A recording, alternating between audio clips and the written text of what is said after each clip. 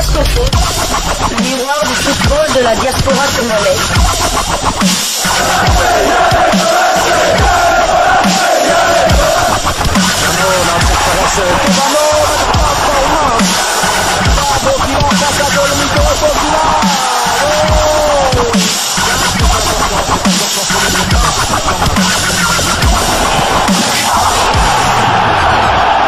Diasco Foot, le miroir du football de la diaspora congolaise.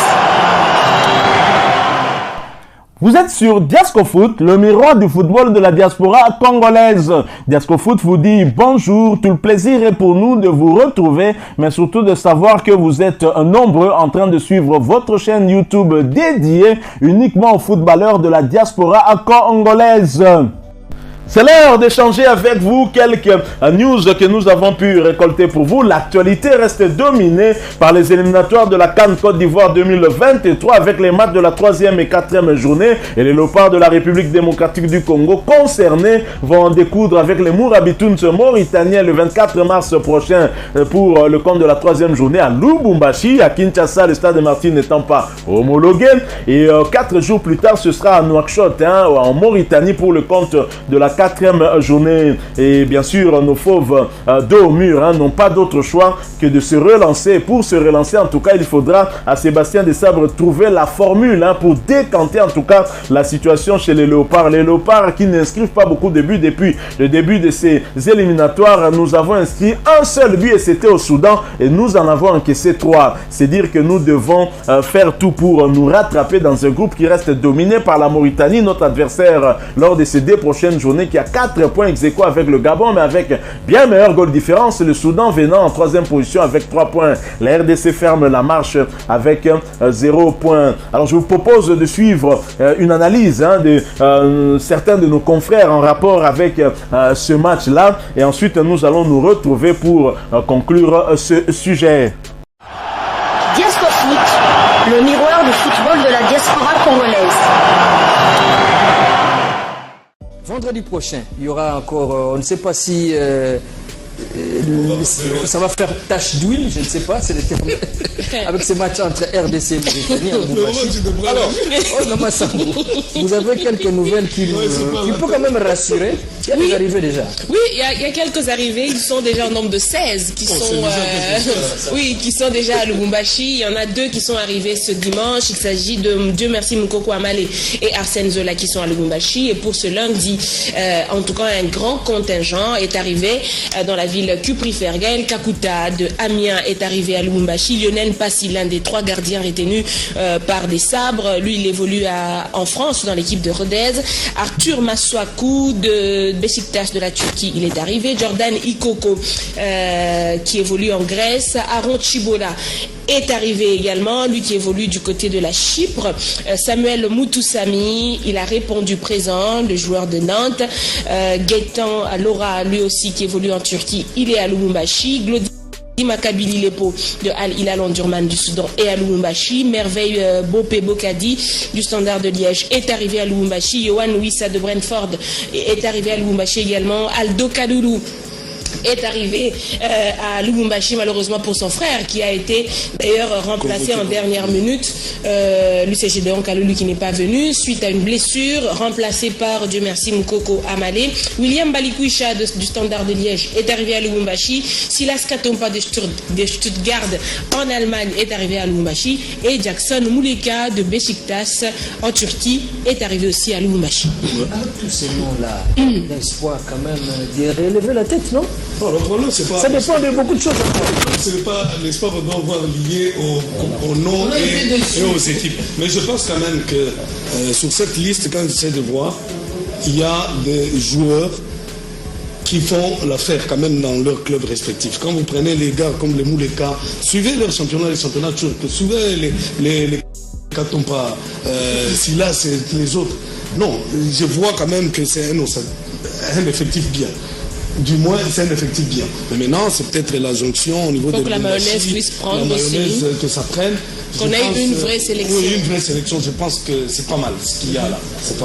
S'il faut s'atteler sur la forme, c'est moyennement bon. je dirais même pas moyennement, c'est bon. Il se comporte bien en club, ce qui fait que du point de vue de la forme, s'ils peuvent nous donner, sortir la même prestation en équipe nationale qu'en club, je parie fort qu'on peut espérer un résultat dans la mesure où notre situation au classement nous remet au bas-fond du classement.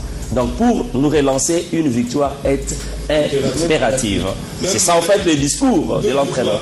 Voilà, enchaîner, battre doublement les Mirabitoum, je crois que ça va bien nous relancer. Un match nul, ça peut suffire aussi. Non, c'est un match pour signer un nouveau départ, je crois, pour la République démocratique du Congo après 2 journées ratées. Il y a Sébastien de Sabre qui est là pour transmettre de la nouvelle énergie. Je crois que les joueurs, ils sont là. Il y en a nombreux qui étaient mécontents. Maintenant, ils sont de retour. Ils savent qu'il y a quelque chose de nouveau qui peut se passer. Et on va attendre voir. Il y a des noms. Il y a par exemple Cédric Bakambu qui est meilleur buteur pour le monde du championnat grec. Et tant d'autres, Yohan Wissa et beaucoup d'autres joueurs congolais qui brillent. Après, bon, ça a toujours été le cas. On a toujours eu des joueurs qui se démarquent. Mais quand on arrive en sélection, ça bâcle. Ils doivent comprendre la détresse de la population congolaise au fait pour le moment. Ils doivent comprendre la détresse. Est-il que, bon, s'ils perdent, on ne sera pas trop surpris. Parce que la population est déjà habituée. On a connu le Chan, on a connu les interclubs de la CAF. Il y a déjà suffisamment de traumatisme. Donc, s'ils perdent, oui, on ne sera pas surpris au fait. C'est pas à dire que non, l'RDC, ça ne peut pas nous arriver, tout ça. Non, non. On est déjà psychologiquement préparés. Mais ils doivent comprendre que c'est quand même la Mauritanie en face. La population congolaise a besoin de la victoire. La population congolaise a besoin de la qualification. Je crois que c'est ça, il faut faire honneur au drapeau, c'est tout ce qu'il faut dire, parce que bon, les mots on peut toujours en trouver, mais c'est vraiment une situation très délicate. S'ils ne peuvent pas le faire pour eux, même qu'ils le fassent pour la population. C'est pour la fin d'une chose qui sont je crois que l'apport ou le rapport que l'entraîneur Sébastien de Sabre avec le joueur a joué pour quelque chose, parce que là on sent la motivation. Déjà aujourd'hui on est lundi, on s'est inquiété un tout petit peu parce que il y a des joueurs qui se sont produits déjà le week-end, le dimanche. On s'est demandé est-ce que ils auront suffisamment du temps pour arriver quand même à Lubumbashi à temps et s'entraîner ensemble. Mais là on sent de la motivation et l'entraîneur Sébastien de Sabre nous a clairement dit qu'il a eu le temps de discuter avec les joueurs un à un, et ce qui est déjà bien. Parce que c'est vrai que la motivation c'est beaucoup de choses, ce sont des primes et tout ça, mais quand déjà on a de bonnes relations avec l'entraîneur, c'est une bonne chose. Il y a Cédric Bakambu qui avait réclamé autrefois Gaël Kakuta, mais aujourd'hui on se rend compte que Gaël Kakuta est parmi les premiers qui sont arrivés à Lubumbashi. On attend que maintenant lui-même Cédric Bakambu arrive aussi, parce qu'il sait qu'avec tout ce nom-là, des personnes qu'il connaît très bien, ils peuvent ensemble former une très belle équipe. Il y a de l'expérience qui sera mélangée aussi au nouveau sang, à la nouveauté de joueurs qui ont été convoqués pour la première fois au sein de cette équipe nationale. Et on attend beaucoup de choses, comme l'a dit Joseph. C'est vrai que ces éliminatoires ont commencé avec deux défaites de la RDC, et maintenant un match nul. Oui, un match nul va redonner en tout cas de l'espoir à tous les Congolais, et donc c'est dans quelques jours, on attend voir ce qu'ils vont nous proposer. Bon, il ne faut pas oublier aussi en face. Il faut pas aussi oublier en face qu'il y a quand même une équipe de Mauritanie dont les prestations, et vous allez comprendre que la plupart de ces joueurs qui feront partie de l'équipe nationale A viennent du Chan. Parce que là, c'est leur noyau. Donc, il faut se préparer en conséquence. Vous avez vu la prestation de cette équipe de Mauritanie, comme d'ailleurs les Cap-Verts et les autres. C'est des jeunes nations qui émergent aujourd'hui. La Gambie, toutes ces nations-là émergent. Et donc, nous devons, au-delà du fait qu'on a aujourd'hui l'effectif, et c'est une très bonne chose parce qu'on a laissé quand même les mains libres à Sébastien de Sabre, parce que l'autre fois c'était beaucoup de managers autour de tout ça. Oui, ambassadeur, je ne sais pas, de la paix ou des négociations, beaucoup de choses. Mais maintenant que c'est un sélectionneur sérieux, parce qu'il faut à un moment qu'il arrive à s'imposer. Voilà comment on a cherché à lui coller un truc ici, comme quoi on a joué à championnat. Donc c'est des trucs. Voilà, c'est ça l'environnement. On a toujours décrié. Voilà. Là, qui peut avoir les mains libres et convoquer les joueurs dont il a besoin, qu'on les laisse faire. En face, c'est un adversaire qui sait qu'il a besoin des points, parce que la Mauritanie est quand même en tête. Il ne faut pas l'oublier. Ah oui. Il vient jouer le tout pour tout. Nous devons être négligeable. conséquents, jouer notre football et gagner à domicile. Et surtout que la Mauritanie, en fait, va être décomplexée face à la République démocratique du Congo. Vous voyez, psychologiquement, c'est que l'image que la RDC vend pour le moment en termes de football sur le continent, c'est pas impressionnant. Oui. Parce que vous voyez, l'équipe nationale, il y a aucune victoire sur les 4 derniers matchs. Vous avez les locaux, c'était catastrophique le dernier CHAN. Vous avez les interclubs de la CAF, aussi c'est catastrophique. Alors psychologiquement, la Mauritanie va venir et c'est que bon. Non mais là, elle va se tromper. Oui, elle va se tromper. Parce que la règle d'or dans le football, c'est le respect de l'adversaire. Et je vais vous dire une chose. Les joueurs du championnat d'Afrique des Nations, je crois qu'il y en a 2 seulement qui sont retenus dans cette sélection. Et ils ne seront même pas titulaires. Bon, si je vois déjà l'enjeu du match, ils ne seront même pas titulaires. Siak ne sera pas titulaire. Si on regarde les équipes comme le TP Mazembe V Club, quels sont les joueurs qui ont été retenus? Ils ne sont pas là. Donc s'ils viennent avec ce soupçon Par contre, on a pris quand même à l'extérieur des joueurs comme les. Et puis nos joueurs sont à l'extérieur, c'est vrai qu'ils n'évoluent pas dans des championnats extraordinaires, mais ils sont titulaires à leur poste et puis ils jouent tout le temps. Les buteurs, ceux qui sont censés marquer, sont en train de marquer et les défenseurs aussi, il y en a qui marquent aussi par moment. Donc ça signifie que... Mais oui, nous avons quand même une équipe aujourd'hui avec des joueurs... Moi j'ai confiance, avec des joueurs qui ont quand même un niveau considérable et acceptable et qui peut rivaliser. Le problème seulement c'est la cohésion. Ensemble, c'est la mayonnaise qui va se produire, qui va sortir de là. Au lieu d'avoir une sélection, je souhaite qu'on puisse avoir une véritable équipe sur le terrain. Vous allez voir les choses. Juste vous dire que pour le match face au Soudan, vous avez montré à la télé quand vous étiez au stade là-bas. Même pour ce match, on va me montrer encore. Tu vas voir. C'est bien. Ouais. J'espère que la mine ne sera pas la même. C'est quoi ce détail? Est-ce que le fait, quelqu'un le disait ce matin au conseil, je ne sais pas si c'est le fait qu'il avait même utilisé un terme là-bas que je ne peux pas dire. De voir un père parti. Vous vous rappelez le terme? Non, il y a un terme. Je crois on peut pas. Il y avait le père parti et des sabres être là avec un bon discours. Est-ce que ça ne ramène pas un peu du parfum? Oui, mais je pense qu'il y avait quand même, c'est qu'ils disent là, c'est vrai aussi. Parfum de bon odeur. C'est quand même un problème de déficit communicationnel. Tout à fait. Le gars a parlé, je sais pas, il parlait argentin ou quoi. Espagnol. Mais du coup, quand il est indirect, il s'adressait à un certain Moussa. Moussa transfert. C'est toujours pas la même chose. Les traducteurs aussi n'arrivaient pas à transmettre les messages comme c'est doit. Parce que c'est un problème de discours direct et indirect. Quand il y a déjà ça, c'est un problème. Mais maintenant, ça peut dire à Bakambola. Et la plupart de nos joueurs évoluent en Europe. Ça passe. Même en termes de collaboration. Vous savez, les vieux copains avec beaucoup de respect. Mais à un moment. Même moi, j'étais à la conférence de presse organisée ici lors de la publication de la liste. J'ai senti quand même un entraîneur des vents qui a cette soif de communiquer, de parler. Même à la fin de la conférence de presse, il a presque parlé avec tout le monde. Donc j'ai senti quand même... On le laisse seulement.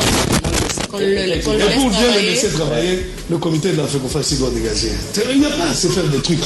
On doit assainir les milieux, mettre les gens qu'il faut avec. Effectivement, un nouvel entraîneur sous-entend une nouvelle philosophie, une nouvelle méthodologie du travail, pour autant que l'énergie à transmettre est vive et que les joueurs le comprennent dans ce sens. Je crois que c'est un nouveau dynamisme qui s'imprime dans la tanière.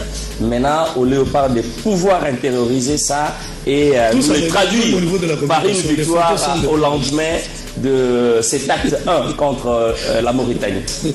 Allez, merci à tous les amis qui étaient sur ce plateau. Voilà, nous sommes de retour. Vous avez suivi ce débat entre journalistes sportifs sur justement les prochains rendez-vous des Léopards le 24 mars à Kamalondo. Alors, que pensez-vous des chances des Léopards? Est-ce que nous pouvons nous relancer dans ce groupe qui est dominé par le Gabon et la Mauritanie? Dites-nous en tout cas en commentaire ce que vous en pensez et quel serait pour vous en tout cas le meilleur plan tactique que devrait mettre en place Sébastien Desabre pour que nous puissions déjouer cette équipe de la Mauritanie, une équipe qui est sur une série de plusieurs matchs sans défaite, et donc les Léopards doivent faire comme l'Olympique de Marseille qui a brisé en tout cas le nombre de matchs en tout cas d'invincibilité du stade de Reims avec le demi-dieu congolais qui était bien en place bien sûr dans la charnière centrale de l'Olympique de Marseille avec cette belle victoire victoire obtenue grâce notamment à Alexis Sanchez qui a inscrit 2 buts alors que l'Olympique de Marseille était mené.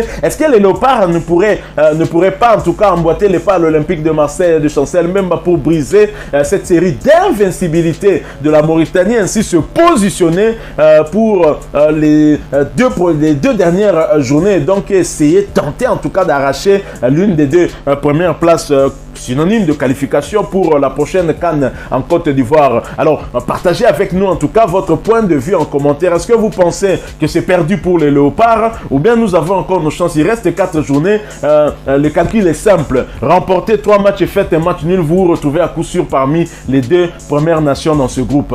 Le calcul est simple. Donc, au pire, faites un seul match nul et remportez les 3 matchs ou alors remportez les 4 matchs. Est-ce que c'est hors de portée des Léopards ou bien c'est bien possible avec ce que vous voyez avec le sélectionneur manager Sébastien Desabre, cette organisation qu'il tente de mettre en place? Et je crois que c'est quand même la première fois qu'on voit que des joueurs débarquent directement à Lubumbashi aussi rapidement. Certains ont joué le dimanche et le lundi on les a vus à Lubumbashi. Je crois que la touche de Sébastien Desabre a très clairement en tout cas modifié des choses sur le plan organisationnel chez les Léopards et beaucoup de joueurs qui étaient réticents ont quand même accepté de venir, même si la bataille continue de ce côté-là aussi pour tenter de convaincre d'autres binationaux comme Victor Makengo qui a rallié le FC Lorient en venant de l'Udinese en Serie A italienne, ou encore Pierre Kaloulou, petit frère d'Aldo et de Gédéon Kaloulou qui est du côté de l'AC Milan, qui rêve toujours de jouer chez les Bleus, mais nous pouvons toujours continuer aussi à tenter de le convaincre de tant que ces 2 aînés sont déjà dans la tanière